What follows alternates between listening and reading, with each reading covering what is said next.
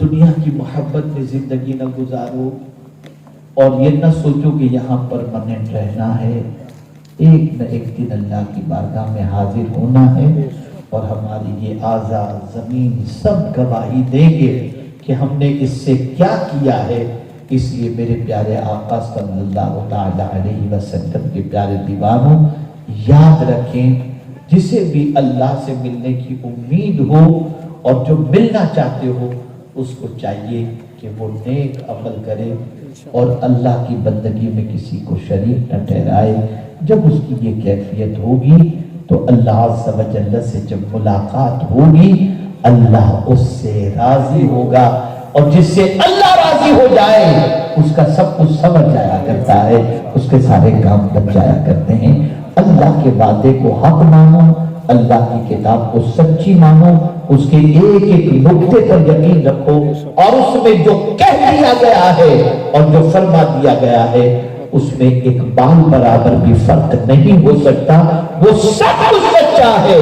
جب اس پر یقین کے ساتھ سنو گے اور عمل کرو گے تو دنیا آخرت دونوں سنور جائے گی. کل سے پرسوں سے ہو سکتا ہے نئے سال کا آغاز ہو، اسلام میں نئے سال. کیا پلان ہے آپ کے پاس؟ کھچڑے سے شروع کرو گے؟ کتنی دیکھ چڑھائیں گے اس پلان کے ساتھ شروع کرو گے؟ کیا ہے پلان؟ ایک پلان میں کہ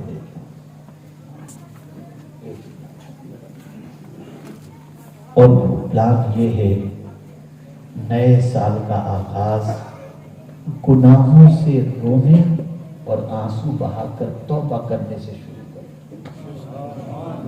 خوب رو اپنے رب کی بات کرو. مولا بہت گناہ کی، اس کے نقصانات ہم نے سال میں دیکھ لیے. مولا ہم توبہ کرتے ہیں، ہم معافی مانگتے ہیں، آئندہ گناہ نہیں کریں گے. رو، خوب گریہ گزاری کرو. اس لیے کہ یاد رکھیں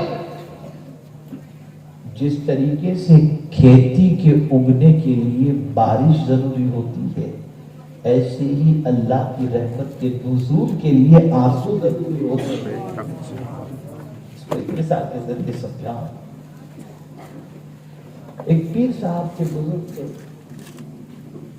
لوگ ان کے پاس آتے تھے، بابا بھوکا ہوں. تو بابا کے پاس بیچارے کے پاس بظاہر کچھ نہیں ہوتا تھا، لیکن بہت معتقد لوگ تھے. اے بیٹا اس کو کھانا دے دے، میرے کھاتے میں لکھ لینا. اے بیٹا اسے راشن دے دے، میرے کھاتے میں لکھ لینا. اس طریقے سے وہ بابا سب کو کھلایا کرتے، سب کھاتے رہتے. ایک دن اکاؤنٹ کے اندر لوگوں کے بابا کا قرضہ بڑھ گیا. سب ایک ساتھ میں آ گئے بابا کے پاس. بابا بہت ہو گیا، پیسہ تو دو. بابا نے بٹھا دیا سب بیٹھے. ایک یتیم بچہ پتاشا لے کر بیچنے کے لیے نکلا. بابا نے اس کو بولا ادھر. وہ یتیم بچہ ہے، کہا جتنے بیٹھے سب کو پتاشا کھلا دے. اس نے سب کو کھلا دیا. 15 منٹ کے بعد بابا سے کہتا ہے بابا پیسے تو دو.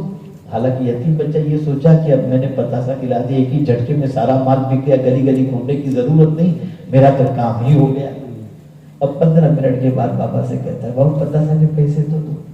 کہا بیٹھ، جیسے سب بیٹھے تو بھی بیٹھ گئے. بیٹھ گیا. بچہ تو بچہ ہی ہوتا ہے.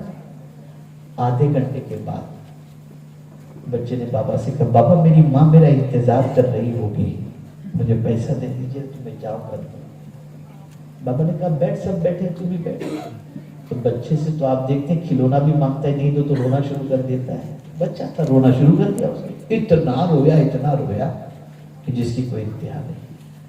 اس کے روتے وقت جب اس نے بہت رویا نا تو ایک بابا کا مرید آیا، ہاتھ میں اشرفیوں کی تھیلی بھر گیا. دروازے پہ دستک دی، حضور قبول فرمائے. بابا نے کہا ماشاءاللہ، اللہ تجھے جزائے خیر عطا فرمائے. سب سے پہلے بچے کو اچھی طریقے سے پیسے دیے، پھر اس کے بعد جتنے قرض مانگنے والے تھے سب کو دیے. جب سب کو بانٹ چکے تو ایک شخص جو قرض لینے والا تھا اس نے کہا بابا یہ تو بتائیے ہم صبح سے بیٹھے ہوئے تھے تب آپ کا مرید نہیں آیا، لیکن یہ بچہ رویا تو آپ کا مرید آ گیا، وجہ کیا ہے؟ اللہ اللہ۔